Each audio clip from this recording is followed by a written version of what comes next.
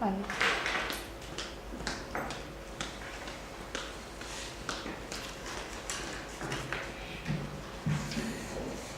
Bé, doncs anem a començar.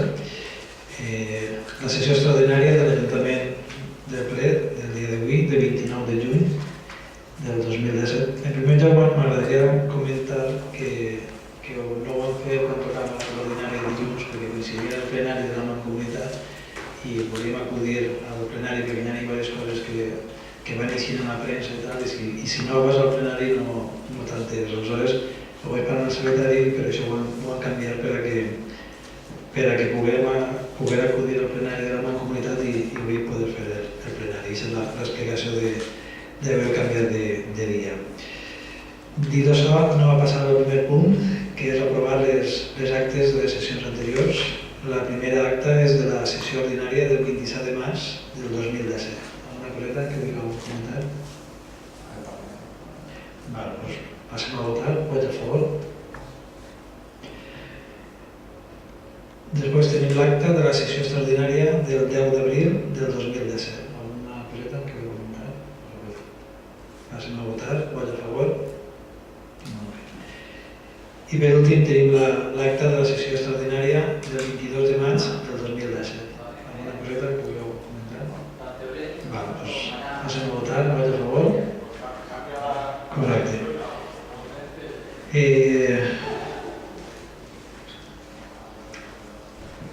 El següent punt de l'ordre del dia és l'aprovació inicial de l'ordenança reguladora del servei d'abastiment d'aigua potable del terme municipal de Fontanars de Dolfins. Bàsicament, comentar que el que duem a plenari és aprovar el reglament del servei d'abastiment d'aigua potable del nostre terme, les normes tècniques que serien les que hi hauria que tindre en compte a l'hora de donar enganxades d'aigua i el quadre de preus d'aquestes feines. Nosaltres el que volem destacar és que seguim en la nostra tasca i empeny de tot el tema referent a l'aigua potable. Ja vam regularitzar el tema dels punts de captació, vam fer en el seu moment l'auditoria econòmica del servei, com a resultat va donar el que és la nova ordenança fiscal i ara el que fem és completar tota aquesta feina en el que és les normes tècniques. El que volem és això, vull dir, la tecnificació de tota la xarxa de distribució d'aigua i de la captació. Així, per damunt, a destacar cosetes, en aquest reglament tècnic el que fem és determinar les condicions generals de prestació del servei i regular les relacions entre els usuaris i l'Ajuntament, que és el que presta el servei. Destaquem que l'àmbit territorial al qual estem referint-se és el que és el terme de Fontanars, però també tenim en compte aquesta extensa red que tenim al llarg de tot el terme, inclús que s'extralimita en altres termes, en el qual estem en fase d'anàlisi i estudi perquè tenim prou pegues, prou problemes i estem mirant tota la xarxa en general. Després es marca el que és la titularitat i obligació de servei per part de l'Ajuntament, les competències com a prestador per part de l'Ajuntament, les obligacions i drets com a prestador i després el que fem és que destaquem els drets de l'Ajuntament on detallem els usos indeguts del que és el consum d'aigua que possibilitaria el tall de subministre. També fa referència a el que són les obligacions dels usuaris i els seus drets, detall de l'ús fraudulent i també s'especifica en aquestes normes tècniques el que serien les accions a emprendre en cas d'algun incompliment.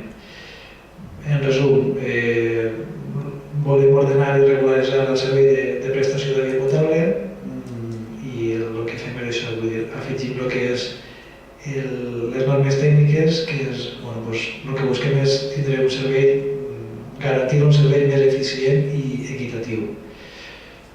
Bàsicament és això el que donem.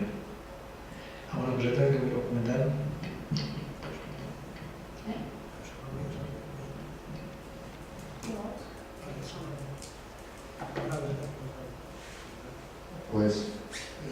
No sé si estan incluïdes ell hauria, crec jo més poder per falta de parlar en la instal·lació que va tenir con la Figuera.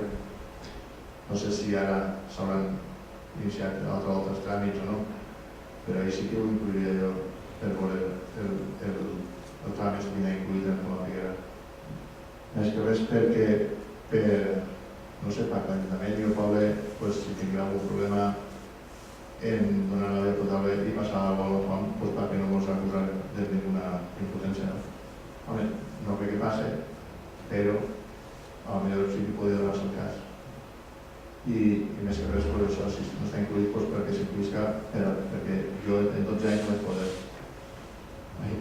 Jo vaig intentar moltes voltes, però no vaig poder fer que arribi a l'Ajuntament ningú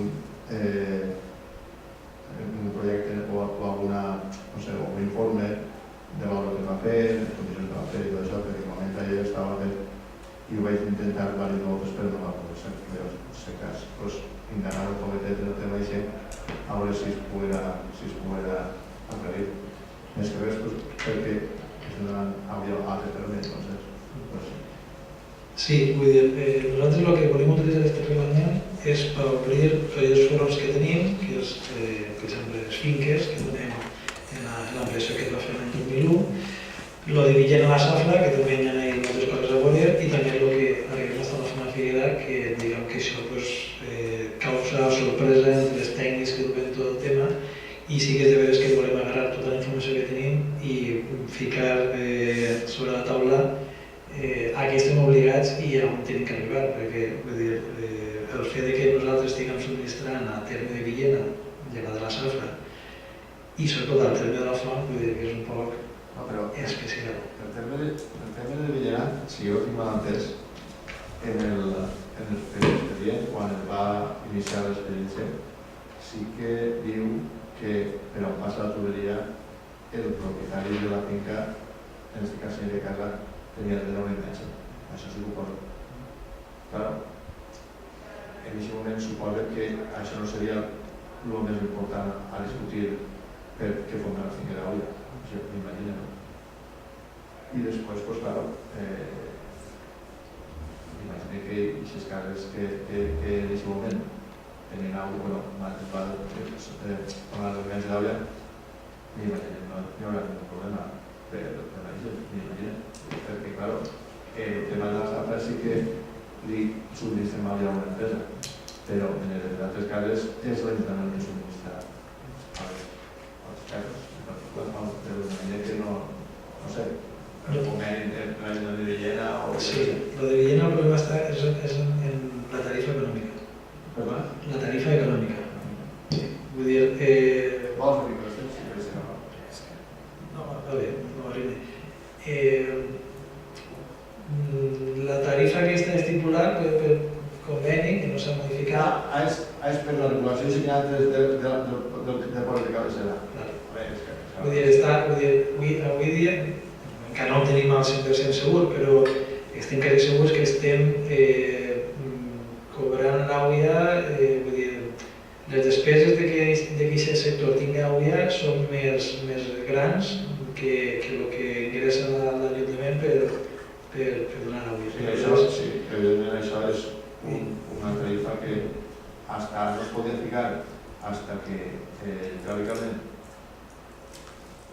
per almenys ara últimament és quan s'ha fet este pou nou i no hi havia ningú de pòsit per pou, però tinguem en compte que ara sí que pot estar el depòsit de pou de Villena, sí que es podria guanyar. Nosaltres estem parlant des de qual, el que parla amb nosaltres és Matías, hem quedat el dimarts per poder parlar més en concret perquè tenim sol·licituds de noves enganxes i volem veure-ho tot en conjunt. Sí que és de veres que el de l'AUIA van començar per el que és el poble, vam seguir el que és les finques que miren a llevant perquè són les que més consum tenen i el que volem regularitzar, i ara volem centrar-se en el que és Safra de Villena i el que és el ramal que vam pagar a la Fona Figuera, que està en poc un dia. Ja? Vale.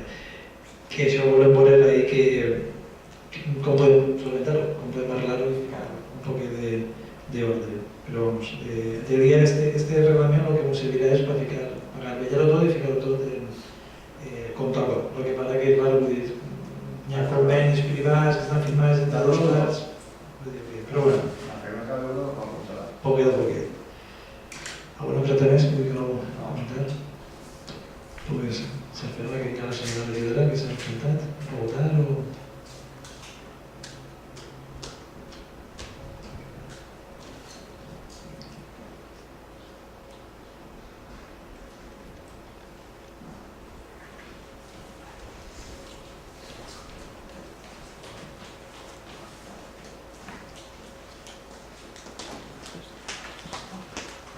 Buenas tardes.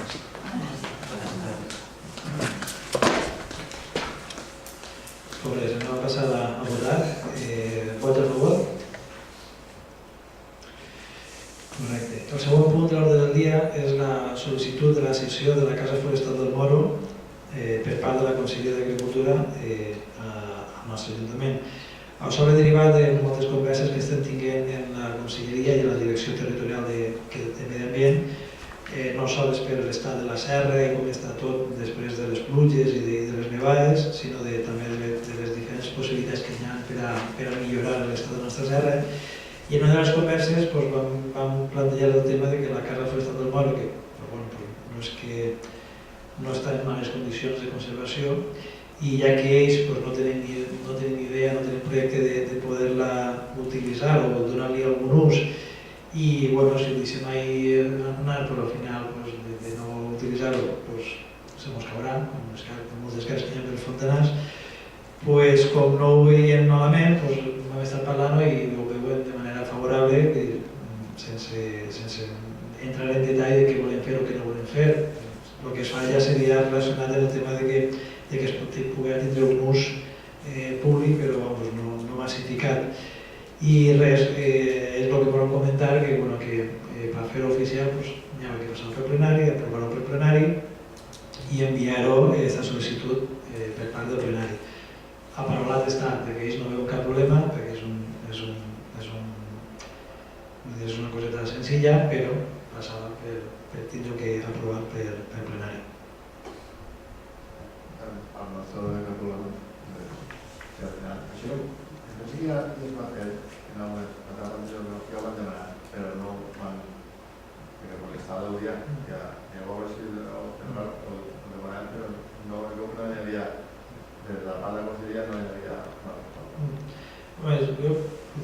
Podem dir que quan vas a la conselleria i es planteja el cas al Moro i no acompanyes la petició que te la cedisquen en donar molt diners per arreglar-ho, diuen que t'ajuda. Si dius tu que nosaltres tenim pensat ficar ahí diners per poder arreglar-ho, perquè hi ha que veure encara com està la casa, a la vista no està mal, però el que es tinguera que fer tenia que fer-se un projecte i tal. Però que el fet de no demanar diners te facilita les coses. Al final és una casa que ells ahir ni utilitzen ni la gasten, ara mateixa té les portes obertes, anem, fiquem candaus i tornen a entrar. Si no ho tinguérem, tal vegada pensaríem de poder-ho tindre si no estiguera construïda, i com està construïda, jo crec que ja que ells no la utilitzen, anem a nosaltres a pensar quin ús li podem donar i que sigui una part del poble. I això era. Alguna cosa més? Passem a votar, vaig a favor. Perfecte. El següent punt de l'ordre del dia és la ratificació del decret d'alcaldia número 142. Passa la paraula a Maria. El decret d'alcaldia consisteix en l'adhesió a la tarifa plana que ens ha oferit l'ASGAE, la Societat General d'Autors. Com bé sabeu, aquesta societat cobra pels esdeveniments culturals, sobretot musicals i de teatre, tant per cent de tot això.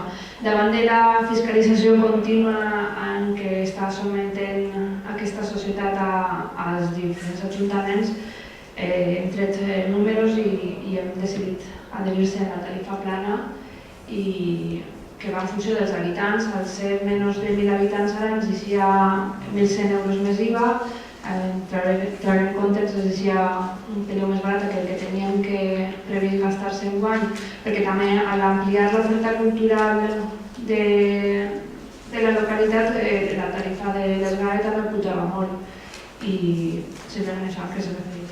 Ens hem adherit a la tarifa plana. Alguna coseta que vulgueu comentar? Una observació. Ahir va incluir també lo de totes les associacions o només el que passa a l'Ajuntament?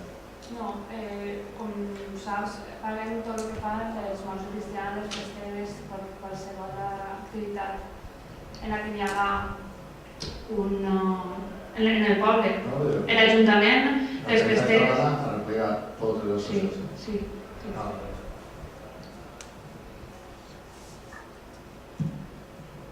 Passem a votar. Vots a favor? Bé, el segon punt de l'ordre del dia és una moció que presentem com a grup de compromís, una moció defensant el que seria, demanant el que seria un finançament just per part de l'Estat central i bé, de la moció que el que parlem és que des del compromís pensem, sentim i patim que el que és el nostre país valencià no està financerament tractat en justícia i bé, és una manera de fer força juntament amb la Generalitat, amb les Corts Valencianes, per a que entre tots que se'ns pugui escoltar el dret a tindre un finançament just com a poble que facilitaria poder fer més coses i facilitaria que el progrés d'esta terra fos més just i és això, és una moció que presentem com a compromís, que com a plenari i és això. Alguna cosa que vulgueu comentar? Nosaltres, en aquest cas, la part jo la destindrem perquè això és un treball de lliga i entonces nosaltres no l'hem entrat. També el que veig és que a lo millor no hi ha que anar tan llarg. Així una millora de plena, pues, el que la Diputació de la Conselleria en el tema de subvencions també no està fent el que cal fer, no? Per què? Doncs perquè hi ha pobles que està donant-los prou i altres pobles, com és per el tema de servicis d'aigua potable i tenen primera necessitat, no està ajudant-los tampoc. Entonces, si no estem fent en casa, pues evidentment tampoc pot donar molt a més, no? Jo el que miraria seria, més que res, pues això, les primeres necessitats del que són els pobles, per ajudar-nos cobrir-les, que si són a través de lo que és la Diputació i Conselleria, i després pues, ja en el que són les coses, pues, evidentment, tots volem més per al nostre poble i per a la nostra realitat, no? Però sí que el que veig és que no estem fent el que hagi. Primer tenim que veure de fer el que hagi, perquè sí que costa que hi ha pobles que estan patint el tema econòmic perquè cal un poble executiu fer una inversió d'un pou que és el més que un poble gran i si no té prou diners en el transport per poder crear l'any, entonces està adelantant els diners per no poder no tenir que deixar al poble sense àvia, no? I entonces sí que estem notant que hi ha ajuntaments que sí que estan d'esta forma no ajudant-los, no? I no estem parlant de fa un mes, estem parlant de l'any passat. Entonces sí que ens agradaria que antes d'anar a més lluny, pues arreglar-lo de casa. En aquest cas, bé, com tu m'has dit, això és política. Sobretot... Respecte al que tu dius d'arreglar de casa, suposo que mai arribarem a un consens, per això estem enfrontats, sinó situats en una taula diferent. Abans la Diputació hem vist un antes i un després, es funcionava molt per convenis singulars i tu ho saps bé, anaves, tocaves, te n'anaves i segons qui tocava la porta. Ara, per exemple, acabem de rebre el fons de cooperació municipal a tots els pobles iguals, independentment del color polític que governara, i en aquest cas a Fontanars ens han arribat 50.000 euros que nosaltres decidim en què gastem, no depenent de qui te'ls otorga, ni del servei que te'ls dona, ni per a gastar-te-los exactament en la subvenció de torn, que potser a tu no el ve bé perquè no tens camins o no tens una casa de cultura que ja tens recient dotada i no fa falta material. I aquests 50.000 euros nosaltres estem decidint en quines partides les incluïm i en què les gastem, de manera que jo sí que penso que s'ha millorat bastant la manera de decidir en cada població que gasta. Però bueno, ja saps que és una manera diferent de veure les coses.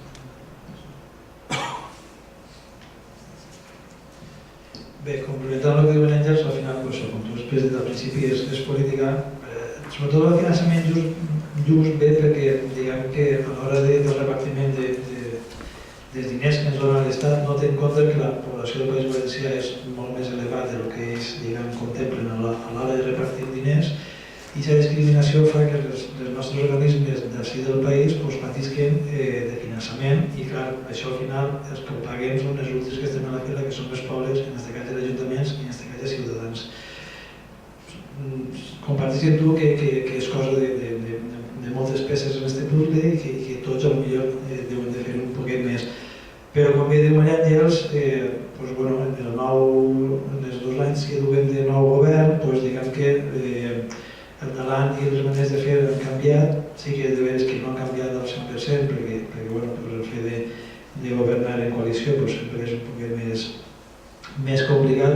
Però com bé ja he comentat, que després passarem a especificar el tema del fons de cooperació municipal, és una cosa que ja estava pensada de fa anys, però ha sigut quan han entrat un govern d'esquerres que ho han tirat avant i s'han decidit, en el qual Generalitat Valenciana i Diputació de València, en aquest cas, de la mà, fiquen els diners per a que ens arriben als pobles, de manera que no tinguem que dependre de les subvencions, com bé deia Maria Àngels, que al final donava el cas, com per exemple, pobles que estan al voltant de València, que no tenen quasi terme municipal, però es corresponia en els plans d'obres i serveis per a fer de vials i camins, es tocava gastar els seus diners per a no renunciar a aquesta subvenció i el que feien els tolerants asfaltar el mateix camí perquè tenen que gastar els diners.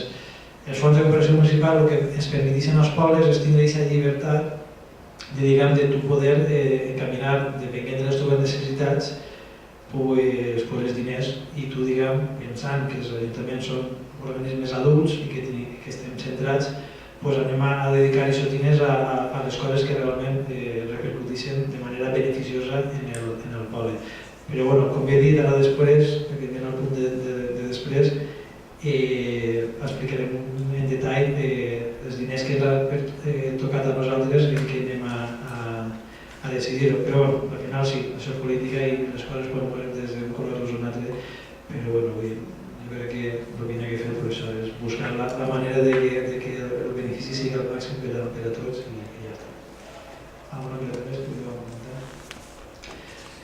Passem a votar, vots a favor? Abstencions? Molt bé. El següent punt de l'ordre del dia és la modificació de l'ordenança fiscal reguladora de la taxa per utilització de les instal·lacions esportives.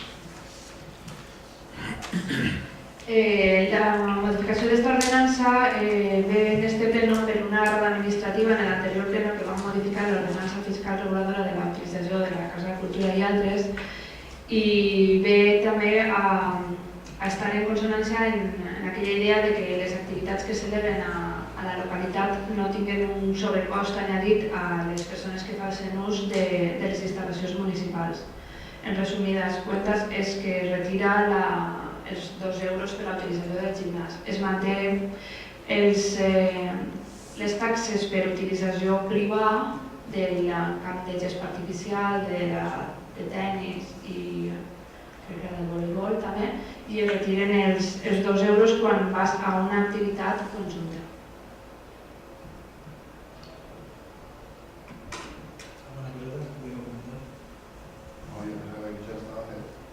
És que són 2 ordenances i va haver una errada administrativa i no es va ficar en l'ordre del dia i per això no la podem modificar. Estava l'ordenança de la utilització de les instal·lacions esportives i l'ordenança de la utilització de la Casa de Cultura i d'altres instal·lacions.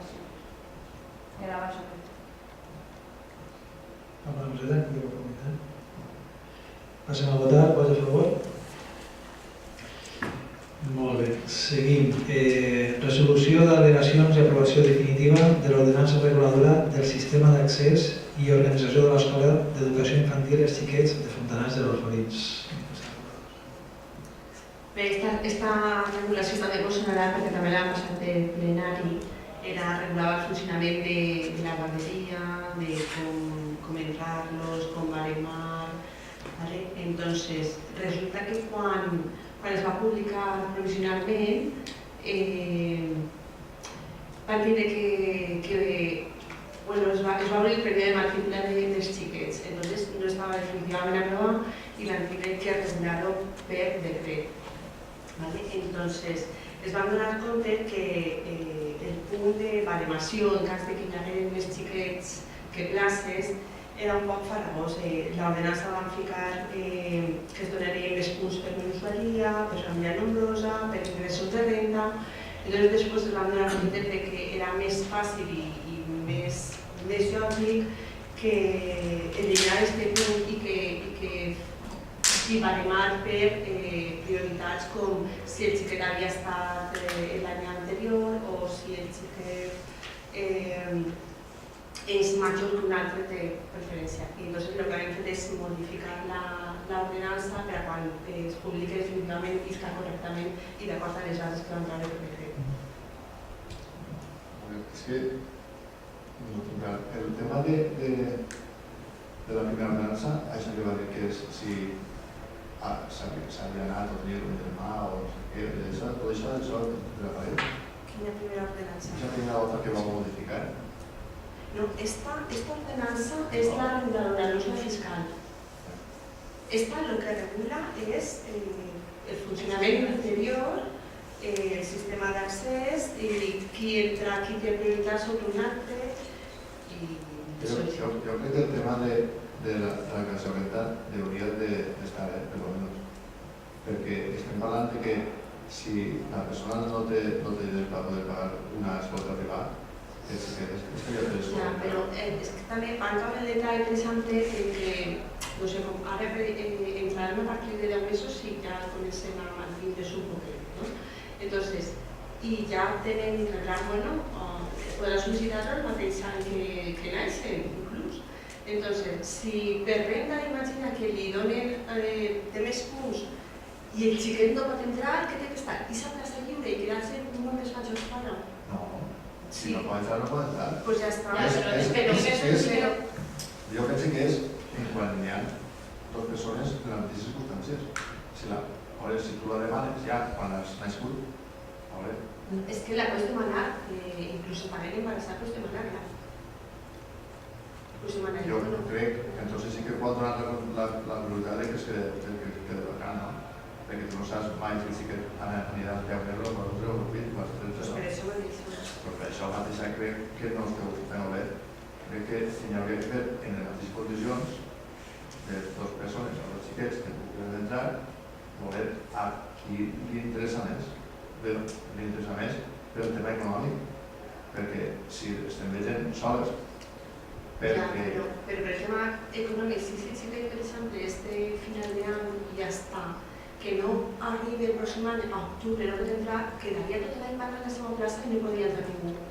Bueno, el tema, el que està explicant, per entendre el tema, és perquè les classes porten un bono i són personalitats. Clar, és que les classes no digues a bono. És que clar, també podria passar amb ells. Tu tens una persona que té un bono personalitat i unes circumstàncies que provisionalment no puguen entrar. Que també estan perdent-la. Va passar. Quines circumstàncies tindrien que ser? Pot passar que un xiquet, per aquestes circumstàncies, que tinga bona personalitat i no puguen a la base. Bueno, en aquest cas, depèn si es diu en quin cas n'hi hauria que donar de baixa, si és una baixa voluntària o si és una baixa forçosa. Doncs és causa de baixa. Però impedir a un altre xiquet que vaig a la guarderia no és culpa del sistema d'accés de l'Ajuntament, és per el problema personal del xiquet, m'entens? Entonces, el que nosaltres hem fet és que siga just a major edat que ningú xiquet, tu que tingues un bono en un xiquet en 4 mesos, És que es pot donar el cas que el xiquet tinga el bono i la plaça en 4 mesos i el xiquet que tinga un any no tinga la plaça. Entonces, tu estàs primant un xiquet de 4 mesos que possiblement no entre a l'escoleta per la nostra estructura fins als 12 mesos, m'entens? I l'altre xiquet està a sa casa sense bono. Entonces, primem l'edat, perquè, òbviament, en aquesta escoleta no caben 20 xiquets. Si caberen 20 xiquets no tindríem aquest problema. Entonces, nosaltres, en l'anterior ordenança, sí que es primava la capacitat econòmica de la família.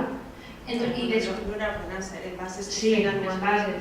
Però ara pensem, ens va donar la conjuntura que se pot quedar fora un xiquet de l'any, com si diguérem, el que complís l'any, i que tinga la plaça el xiquet que té 4 mesos. I no va fer ús d'eixa plaça fins que no camine, o mitjançant camine. Entens la diferència? No ho entenc, però és que... Però jo crec que el que va fer referència en el sentit de si jo tinc un mateix xiquet en els 10 mesos i els dos poden entrar perquè tenen la mateixa edat i les mateixes condicions, sinó afegir un requisit extra que pugui ser la renta, que és el que desempate. Si jo tinc un xiquet en 10 anys i 10 anys, els dos mantenen, els dos tenen les mateixes condicions d'accés, un requisit extra per a saber que tenen els dos entres i no s'han de la renta. Així és el que jo crec que s'està fent la referència. La renta de compte per bono. Sí, la renta, bueno, depèn de la renta, el bono te donaran més o menys, però si es dona aquesta circumstància que és un xiquet, abans podem detectar-ho i demanar una guerra d'intents i entonces ja tindran plaça també i bueno, si tot això es veu anticipadament. Simplement el comentari de si jo tinc les mateixes condicions els mateixos dos xiquets, si ja estem fent criteris de forma de desempate, la renta també podria ser uno de cara a si jo tinc un xiquet en les mateixes condicions, quin prioritzar, qui hauria d'entrar i qui no. Simplement era un extra als criteris que ja havia ofert. Ja, arriba un moment en què determinats prioritzaven la capacitat econòmica perquè creia que era molt important. ha arribat un moment d'empat que havien creat el sorteig. Bueno, està el sorteig i el desempat. Però si és un xiquet sol és el que afecta és el que estem comentant. Sí, sí, es demanen un augment integral. Pero entonces, ¿queda incluida la renta o no? No. No. Yo no votaría a favor. Que excluir ahí. No és que estem incloent, és que jo crec que estem parlant del mateix però no acabem de dir. Al final, el problema de l'escola és que té X places. Si ho fem directament per renta, el que ells estan dient és que podria donar-se el cas de que els xiquets més xicotets tingueren per renta accés a l'escoleta, però no Pero podran que fer ús. vincule menos la renta y que vincule més. Sí, però partint de la base de que diguem que ens interessa que si hi ha 10 xiquets o si hi ha 13 xiquets, és que diguem que des del primer moment van a tindre les condicions perquè ja poden caminar, perquè ja poden ser, depender-no la paraula, però bueno, ja tenen autonomia, diguem que aquests xiquets, com ara el bono ja no és com abans, que era diguem que venia un bono i tu ho reparties entre tots, i aleshores vull dir, si l'escoleta la matrícula costava 193 euros, doncs tu el bono el que fes que ho reparties a parts iguals. Aleshores a tots els costava 80, 90 o 70. Ara no, ara cada bono és individual, és a dir, a un li pot tenir un bono de 100 euros i a l'altre pot tenir un bono de 50 o no tindre bono. Aleshores el que buscàvem primar és això, perquè debatre prou, el tema de la renda i tal, era garantir que el fet de que tu matricules sempre els que diguem ja tenen condicions per poder entrar, mai va quedar-se ninguna vacant per ocupar i dos xiquets en casa. El que no pot entrar perquè no pot caminar i el que no pot aspirar a tindre bono. No sé si es podria veure en el tema de l'empat, no sé si el secretari el que pensa, si es podria ficar el tema de la renta en casos que es donen circumstàncies d'empat de dos xiquets de la mateixa edat, de les mateixes condicions i que empataren i que es dona la possibilitat que hi hagueren ara com l'escoleta ja és de 0 a 3, vull dir que es donen aquestes circumstàncies, no sé, de 0 a 2, això és de 0 a 3. La bona voluntat que teniu perquè ens fem la plaça està clara, no estem dient que això estigui molt fet, o al contrari, n'hi ha que augmentar totes les places perquè l'escola té les places limitades i n'hi ha que augmentar-les. Estem dient que a partir d'uns mesos que sí que ja poden caminar, en cas de que hi hagi igualtat de condicions en els xiquets i un tindrà menys capacitat econòmica que un altre, valorem també això perquè creiem que és important. El que es pot pagar pot tindrà altres recursos o altres possibilitats per a un xiquet, i el que no té capacitat econòmica damunt tindre que tindre el xiquet en casa és un hàndicap a l'hora de buscar feina o que crec que les dues coses, una cosa no hi ha. Per això de preguntar al secretari si estem votant si incloure o no les al·legacions. Si voleu modificar-la després o l'hem de presentar. Pues podem tenir en compte la vostra opinió, la vostra proposta, i valorem, i si hi ha cas, el secretari pot indicar quina al·legació per especificar. En el cas que es dona circumstàncies d'empat i tal, que diguem que la renda fora una circumstància que fora la que determinara. Sí, nosaltres tenim en compte que hi ha una voluntat i ho presentarem, votem a favor. En compte que aneu a... Sí, molt bé. Doncs passem a votar, vots a favor? Molt bé. Seguim. El segon punt de l'ordre del dia és la modificació de crèdits número 6/2017 per crèdits extraordinaris i suplements de crèdit. Això és el que estem comentant abans, que era el dels fons de protecció municipal, en el qual la Generalitat i la Diputació de València han aportat uns diners importants, perquè al final són quasi 20 milions d'euros cada administració. S'ha intentat que fora arreu del País Valencià, però la Diputació d'Alacant no ha entrat en aquest lloc. A nosaltres el que ens interessa és que la Diputació de València sí que ha entrat, i res, el que es permetís és que tenim aquesta sèrie de diners i aquest finançament que es permetís no tindre que regular-se o agarrar-se a lo que són les diferents subvencions, i te dona marge per a tu poder encaminar aquests diners per a lo que creiem que són les necessitats del nostre poble. Així s'ha fet una sèrie de modificacions. Passem així un poquet de pressa perquè no vull que s'entretinguem molt, perquè no sigui molt farragós. Per exemple, en el tema de serveis públics bàsics, que es fa referència sobretot al tema de la red d'Àuia, fem una modificació de crèdit de 10.900 euros. En això el que fem és, per exemple, ja estem fent una actuació que és arreglar la línia de subministrament del comendador Linares Torrefiel, que donava molt de mal de cap i ja ho estem solucionant en aquests dies.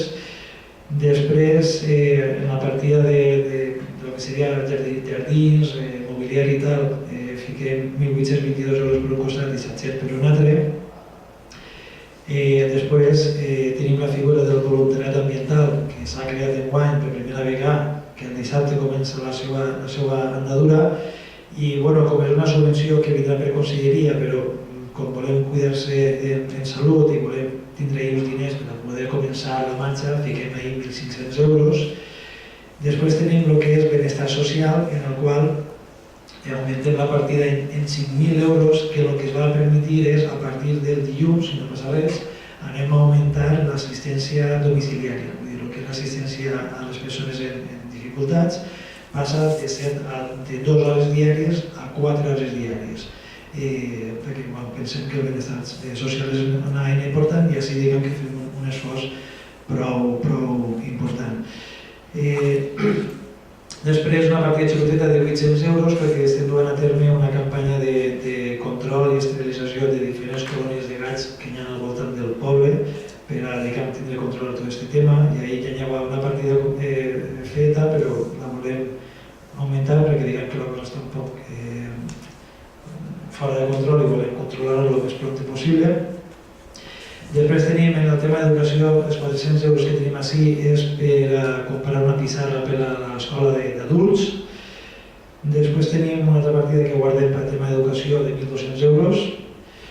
Després tenim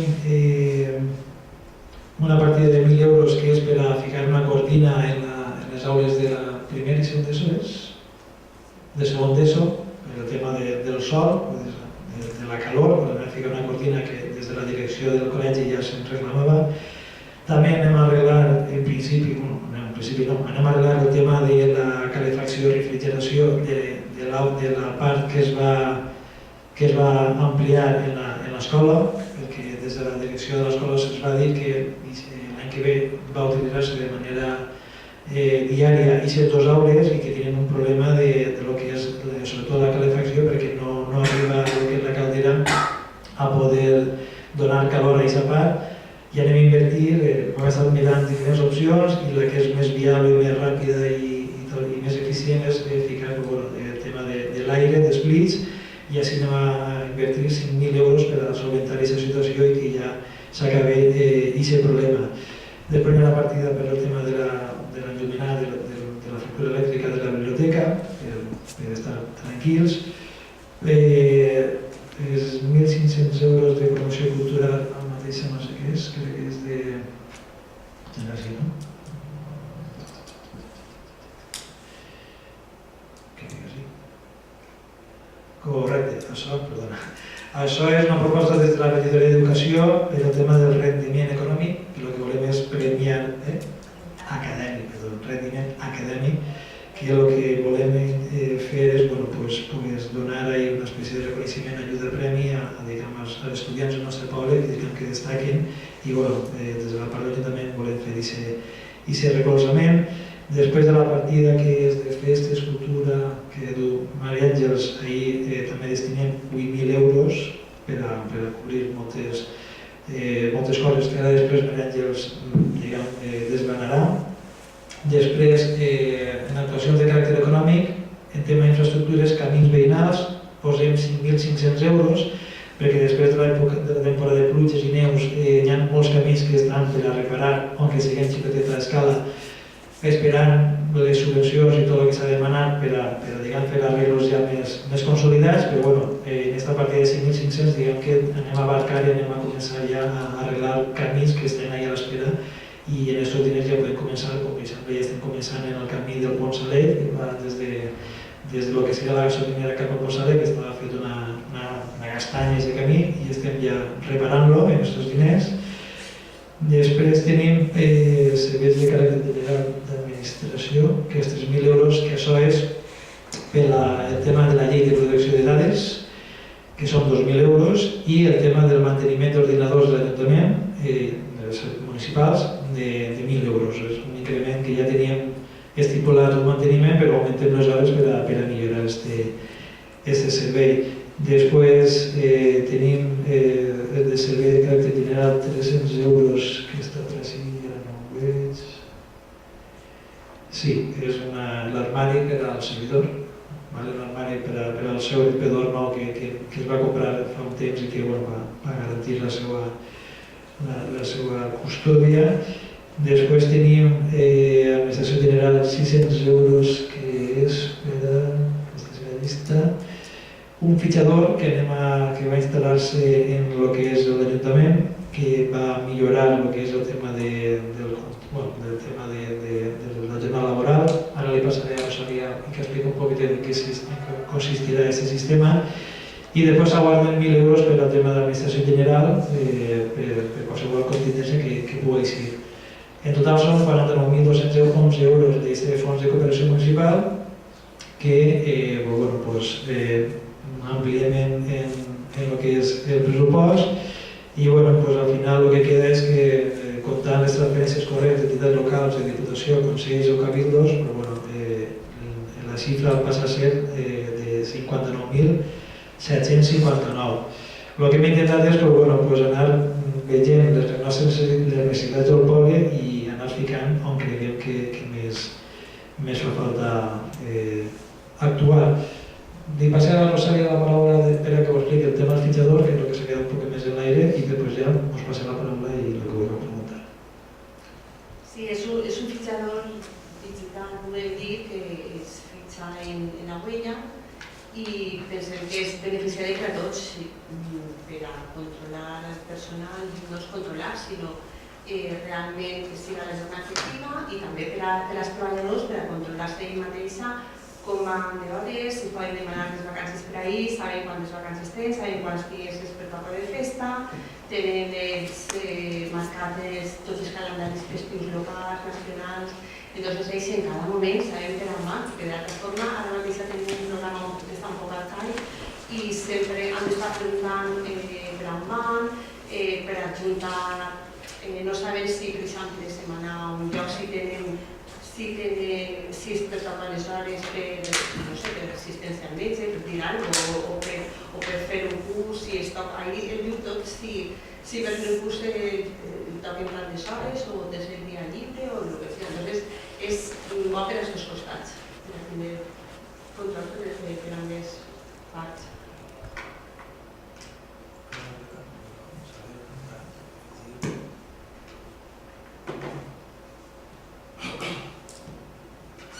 Bueno, jo, evidentment, potser dotaria algunes partides més a aquest tema, o del tema del pitjor. Jo crec que sempre la relació personal també és molt important, perquè tot depèn d'una màquina, un poc. Van avançant tant les rodes que...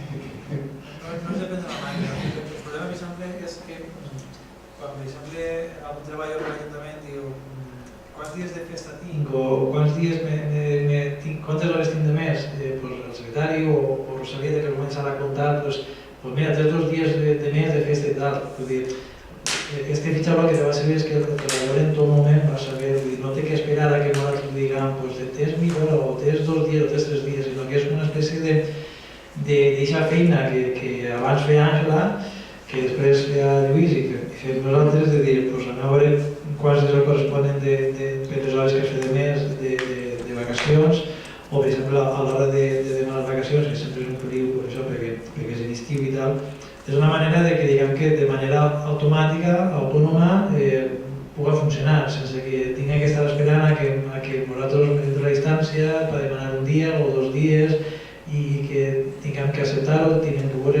és una manera que tots els ajuntaments estan ficant-se, però no perquè es vulgui perdre la relació personal, sinó que és una manera de que diguem que hi ha una carència personal i una resposta ràpida i eficaç per al mateix treballador per a saber, per això, vull dir, els dies que té de lliure, de vacacions... Cada persona té un usuari i una contrasenya i entra en el mateix moment que fins a saber on va. Sí, no és el contrari, però pot ser el cas que tinguem tots dies de vacacions i si ell va obligar ningú també. I imagina que està cobert, perquè si tenen tots els dies de vacacions i saben el mateix dia, estem parlant d'algo que és un poquetet que solucionarà alguns problemes, però és ja que... Una supervisió personal, totes les màquines necessiten una supervisió personal. Hi ha coses que estan automatitzades i altres que necessiten una revisió i òbviament les coses es parlen i entre elles no es col·lapsen períodes vacacionals, perquè l'Ajuntament òbviament no es pot quedar tancat. Jo, a veure si fa tota la màquina... Sí, no, però vull dir que no ho han transmitit mal, vull dir, no diguen que la màquina serà la que decidirà qui té vacacions, qui té no vacacions o no, sinó que diguem que aquest fitxador el que va servir és que va haver una resposta ràpida i immediata de hores, de dies i tal, no el que passa ara que és un poc arcaic a l'hora de poder contestar, tenim vacacions, tenim dies lliures, tenim tot això. Entonces, vull dir, no és que la màquina vaya a ser ella la que ella va decidir com es va la marxa, però vamos, que no és això. Generalment hi ha una sol·licitud de solidaritat entre els professionals. Vull dir que no és me'n vaig i ja 15 dies, no. Vull dir, també per part dels treballadors em fan per escrit, nosaltres també ens permetís per això, que no apareix el dia de festivitat, sinó que encara no m'he fet. Alguna coseta més que us dir? Tot programa que permetís per automatitzar les coses sempre agilitar el que és la feina i evita estar perdent el temps i moltes hores. Jo m'agrada dues cosetes. Una és m'imagino que els empleats no s'han sentit preocupats per el tema del control d'accés per l'utilitzatge digital. És un problema que podria haver, que estan tranquils i no es sentiran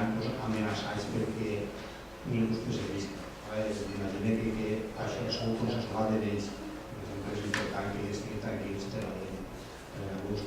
I després, tot el tema de fitxatge en huella digital comporta també l'almacenament de datos biomètrics de les persones que estan ahí. M'imagino que no sé si prescriurà el servidor els datos ahí en el poble de l'Ajuntament o aniran a parar un servidor extern que es tinguin en compte a l'hora sobretot de l'OPD o de la GDPR que vindrà, que són datos de digital.